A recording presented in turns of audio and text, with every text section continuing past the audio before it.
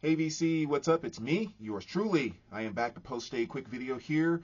It's time to do a What's Been Spinning video. This is the video where I just kind of do something like it says, What's Been Spinning since the last What's Been Spinning video that I showed. So these are all the albums that I've been listening to. And in the What's Been Spinning, as I always like to mention, these are only the albums that I sat back and listened to from start to finish. So no albums where I just kind of listened to a couple of songs here and there, or streamed a little bit here, or heard a few tracks at the gym. That type of stuff doesn't count. This is all about sitting back and taking in the full album from start to finish in the way the artist intended, as we like to say. So yeah, as always, a lot of random stuff, just kind of stuff I pulled out of my collection. Let's kind of dive right into it. I kind of skipped around the formats here this time for sure. We'll start off here with one of the reel-to-reels that I spun, which of course is the Crosby, Stills and Nash, that absolute classic album. I don't have a ton of these reels. I would love to really get into collecting them, but they're just so hard to find. And when you do find like the stuff that you really like, you know, the Coltrane, the Black Sabbath, and all that type of stuff, they cost a freaking fortune. So I don't even begin to try to get down that rabbit hole. But I believe JC sent me this one about a year or two ago in a bundle that he sent over, which is really cool.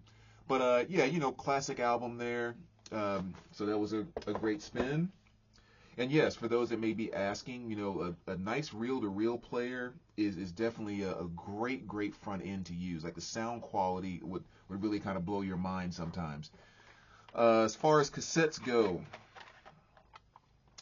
I gave the Clash, Combat Rock, little spin. You know, I was going to say London Calling. My fault.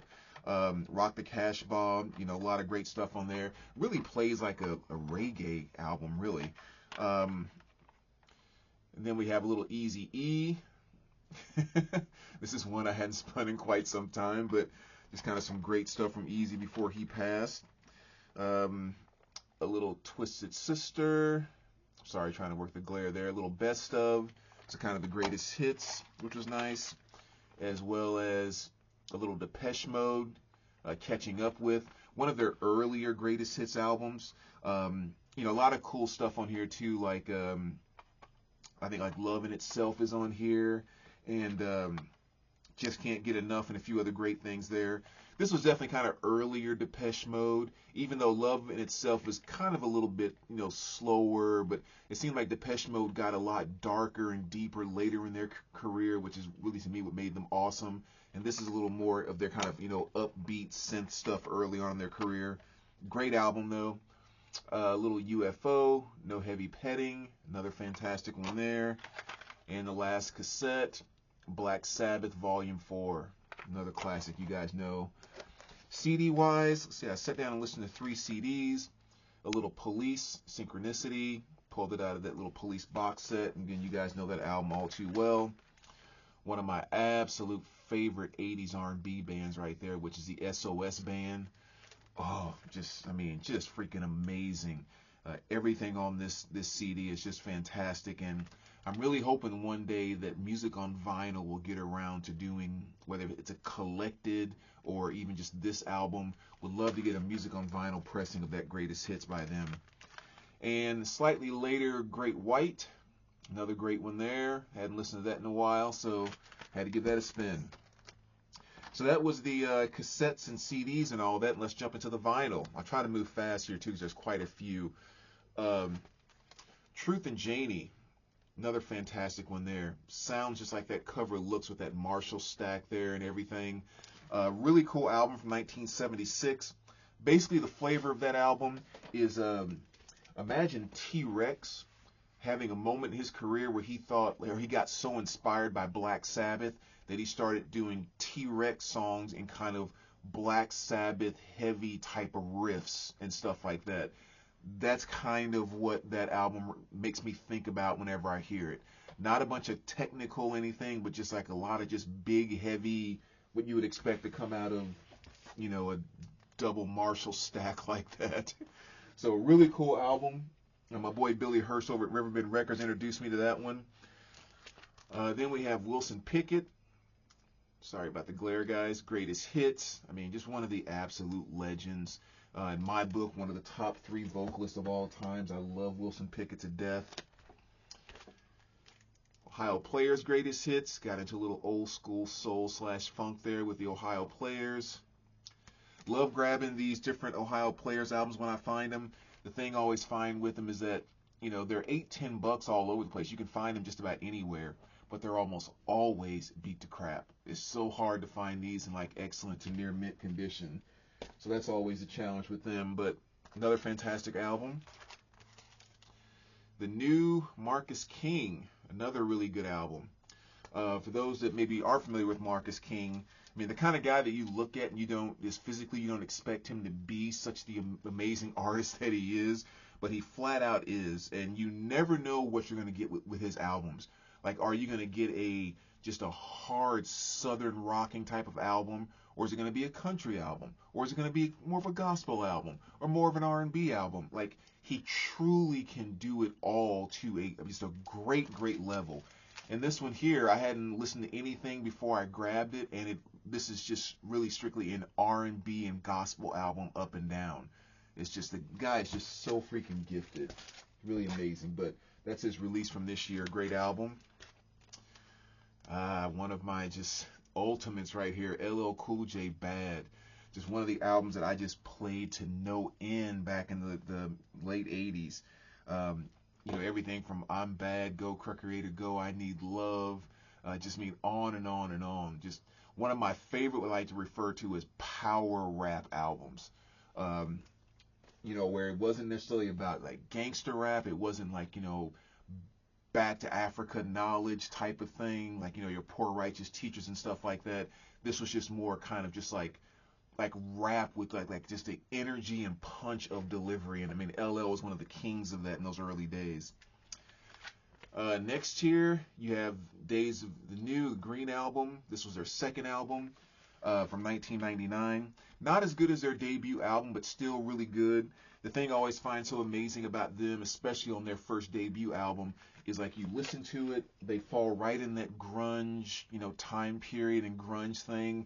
And it could be heavy, it could be all of this, and then sometimes you have to sit back and think, wait, that's an acoustic album. Like, they were able to do that by doing acoustic stuff, which to me is still just kind of awesome. One of the few bands that did that so well. The Contours, Do You Love Me, Now That I Can Dance, another fantastic one from 1962. Great album here, really kind of showing that early mixture of, R&B and kind of this is where rock and roll was going to go and all that kind of stuff. I mean, really awesome album with like so many songs talking about dancing on there, which is cool. Best of Louis Jordan, another awesome artist that probably doesn't quite get his due. Kind of early on, like Ray Charles at a very young age said that Louis Jordan was a big inspiration for him, learning how to play the stride piano and stuff like that. So definitely one worth checking out. Just, hadn't getting quite the props that he deserved in his history of rock and roll and R&B. Biggest song by him is probably Caledonia. That's the one that everyone tends to know. Little Reckless, Bryan Adams, just another classic that almost plays like a greatest hits. I mean, I think I've shown this a number of times in different What's Been Spinning videos. So many just awesome big guitar riff stuff on that album, as well as this one here, Motley Crue, Dr. Feelgood. This is one that I just think just the production on it alone. I mean, very awesome songs for the time, but then Bob Rock's production on this, which I think is what motivated Metallica to work with him, was this album. Just a classic. Dr. Feelgood, Rattlesnake Shake, Kickstart My Heart, on and on and on. Just an awesome spin, awesome listen. Skid Row, little B-sides there. Just kind of a little, just some cool live stuff. Skid Row, nice little cameo by Rob Halford on here as well. So really cool album, hadn't spun that in a while.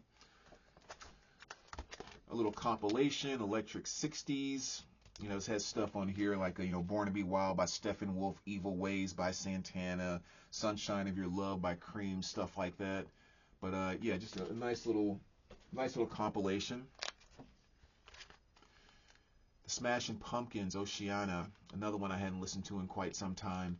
This was their 2 LP release from 2012. Probably not one of their more well-known albums, but still definitely a solid album. Just hadn't spun it in a while. One that's becoming a little harder to stumble across as well. And then this classic, definitely my favorite album by them, which is Celebrity Skin by Hole. It's nice music on vinyl pressing. This is from 1998. Really cool album. I've always thought this one was kind of interesting because, you know, kind of with the wild and crazy nature of Courtney Love. Like you hear the opening track, which is the title track, Celebrity Skin, kick in, and it's such like just a rockin', hard-hitting, you know, song. But then the rest of the album kind of plays like just 90s pop radio. It's just to me that was always kind of just weird. Nothing bad about it. It just always kind of threw me off even back in the day when I first started listening to this album. But great album. So it was nice to revisit that one because it had been a while. This classic, of course, In Excess Kick. From 1987, and you know, New Sensation, Devil Inside, Need You Tonight, Mediate, Never Tear Us Apart. Just a few of the hits on that album. And my boys, Naked Eyes, you know, one of those awesome groups from that new wave time period back in the early 80s. This was 1983. Of course, they had the big hit on here, Always Something There to Remind Me. One of my least favorite of the 80s new wave type of hits. But then songs like Promises, Promises being one of my favorite songs of the new wave 80s hits. So yeah, really cool album.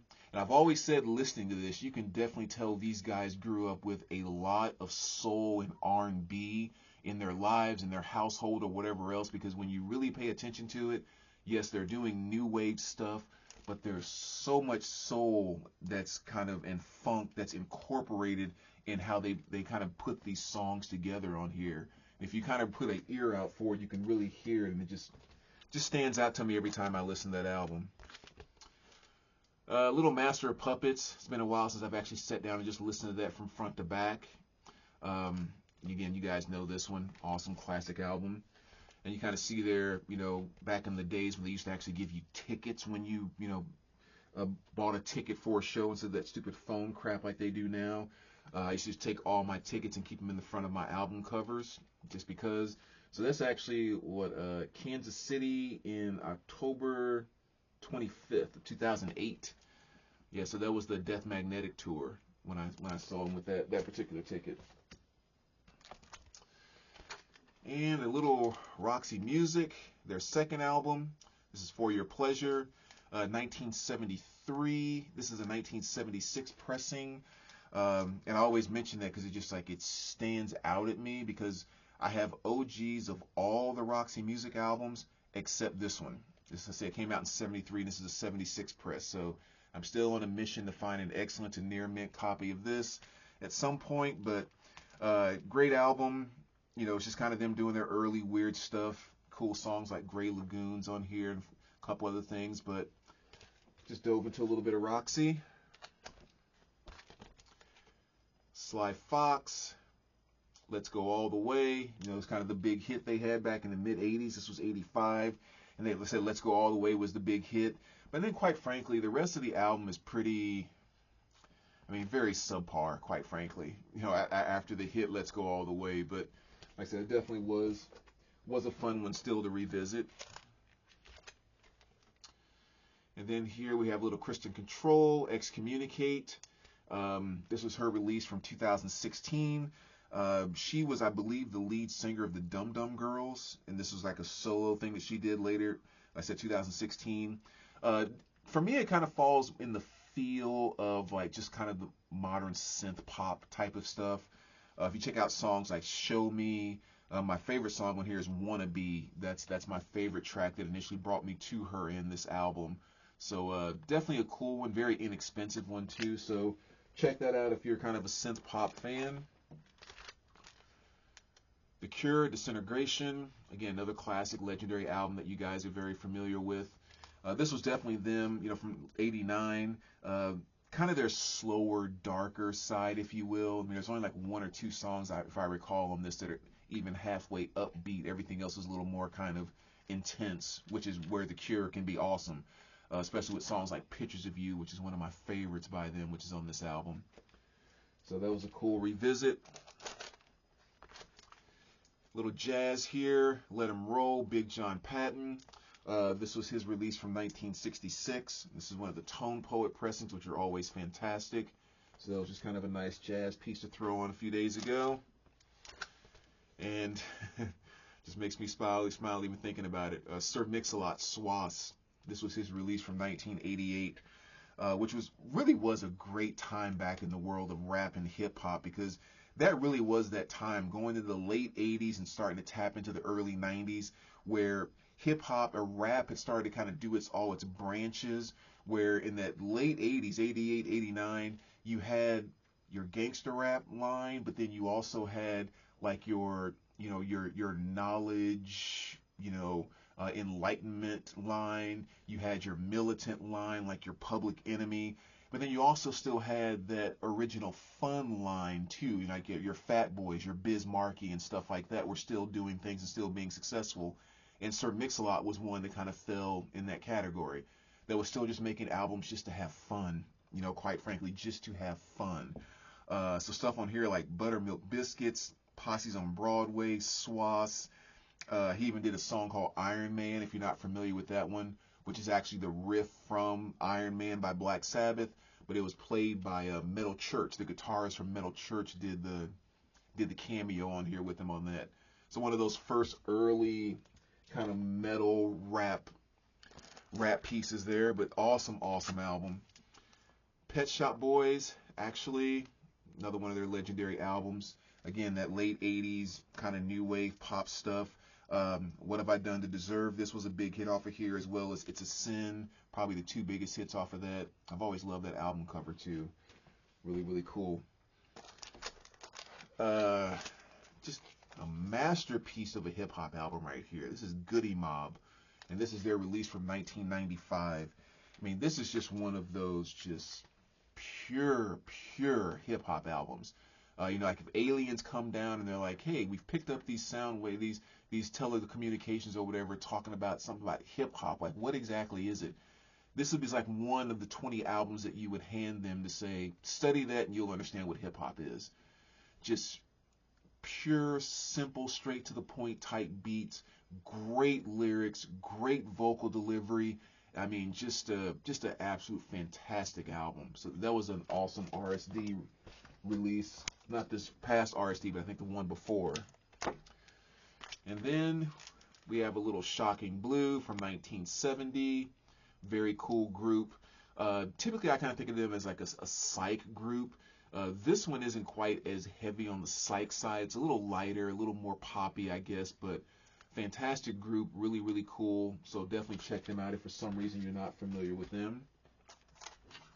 And last but not least, we can finish this off with one of the legends, Depeche Mode, Exciter.